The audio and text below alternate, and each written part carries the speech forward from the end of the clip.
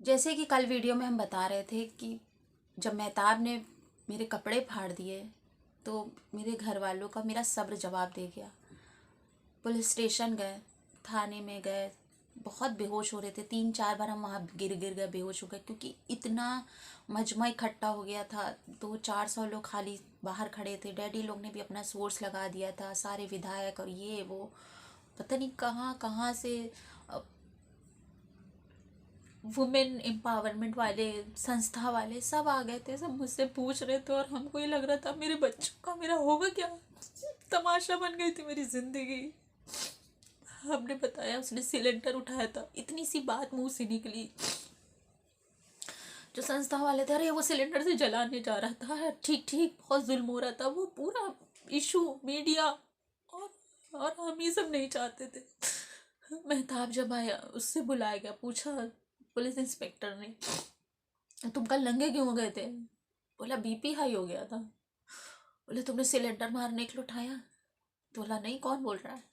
तो बेटा मेरा था 3.5-4 साल का, बोला ही, हमने देखा था ये सिलेंडर उठाया था। तो घूरने लगा बेटे को।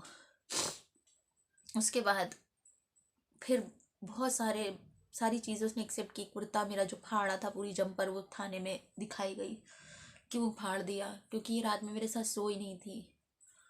तो खैर, सब कुछ होने के बाद घर हम आ गए, अपनी दादी के घर। 2-3 दिन होश नहीं रहा, बेहोश होते रहे, सोच सोच के कि अब तो तबाह हो गया, अब तो सब कुछ खत्म हो गया, अब क्या होगा मेरा, मेरे बच्चों का? तलाक का दाग लग जाएगा, कुछ नहीं हो सकता, मेरी जिंदगी बर्बाद हो गई। बस जब होश आ रहा था तो यही कह रहे थे, उसको मारना नहीं, उसको कुछ करना नहीं, मेरा घर बर्बाद हो गया।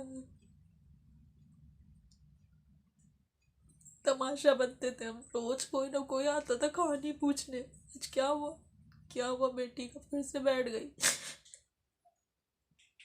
और फिर एक लंबा इंतजार, फिर वही 2-3 साल का इंतजार। 2 दिन जाते थे ससुराल में, फिर इंतजार। उसके बाद 2 साल बीत गए। कितनी ईद, कितने त्योहार आते थे, हम कुछ नहीं जानते थे, हम और मेरे बच्चे। हमने नए कपड़े पहनना ईद में छोड़ दिया, लेकिन उस आदमी को फोन जरूर करते थे, कोई कसर नहीं छोड़ी थी। उससे मिन्नतें करते थे, हम तुम्हें बहुत चाहते हैं, एक बार अपनी शक्ल दिखा दो, एक बार बात बना लो, कुछ ऐसा कर दो, सब कुछ सही हो जाए। मगर वो पत्थर दिल इंसान कभी नहीं पिघला। उसको याद ही नहीं रहता था कि बीवी है, बच्चे हैं। पता नहीं क्यों हमें लगता था कि हम उसको बहुत चाहते हैं। उसका जो भाई कजिन आता था मेरे घर में, आता रहा। तो एक दिन उससे ऐसे ही हमने कह दिया कि काश कोई हमसे भी प्यार करता। अल्लाह जाने उसके दिमाग में क्या आया, वो मुझसे उल्टी सीधी बातें करने लगा, भाभी हम आपको बहुत चाहते हैं, आई लव यू, ऐसा वैसा। और हमको लगा यार, अब ये दिन आ गए, शादीशुदा 2 बच्चों के होते हुए भी अरे घरे लोग मुझे आई लव यू बोल देंगे। खुद मेरे शौहर का भाई, वो बहुत ख़राब इंसान है, उसके साथ मत रहो, वो तुमको नहीं चाहता है, तुम्हारे बच्चे की बुराई करता। हमको लगा कि ये मेरे घर को बर्बाद कर रहा है, ये भड़का रहा है। फिर हम उस मेहताब को फ़ोन करते थे कि देखो दुनिया हमको भड़का रही, तुम हमको लेने आ जाओ। कहता था जैसे गई हो आ जाओ, हमने कभी नहीं मना किया तुम्हें आने के लिए। आप सोचिए, पुलिस थाना कचहरी सब हो चुका है, कैसे हम चले जाते? खैर, पुलिस वालों ने कहा कॉम्प्रोमाइज़ कर लीजिए आप लोग। बहुत सारी पंचायत बैठी, बिरादरी के बड़े बड़े लोग बैठे, मेहताब को बुलाया गया, उससे कहा गया क्या करना है। तो एक कॉम्प्रोमाइज़ लेटर बनाया गया, जिसमें कहा गया कि तुम बच्चों का खर्चा दोगे और अपना दिमाग का इलाज कराओगे। तो कहने लगा ठीक है, 500 रुपये महीना देंगे। तो भाई मेरे गुस्से में थे कि 500 रुपये महीना, 2 बच्चों का खर्चा, बेटी दूध पीती, डाइपर खर्च होता है, एक दूध का डब्बा ही 400-500 का आता है, हफ्ते का खर्चा भी 500 रुपये नहीं, बेटा स्कूल जाएगा, सब कुछ है, कैसे तुम कह रहे हो? तो बोला कि ठीक है, हम 1,000 रुपये देंगे महीने। सब ने साइन कर दिया, मेहताब ने भी साइन कर दिया। मगर वो 1,000 रुपये महीना उसने सिर्फ 2 बार दिया, और दोनों बार उसने पैसा कैश हमको नहीं दिया।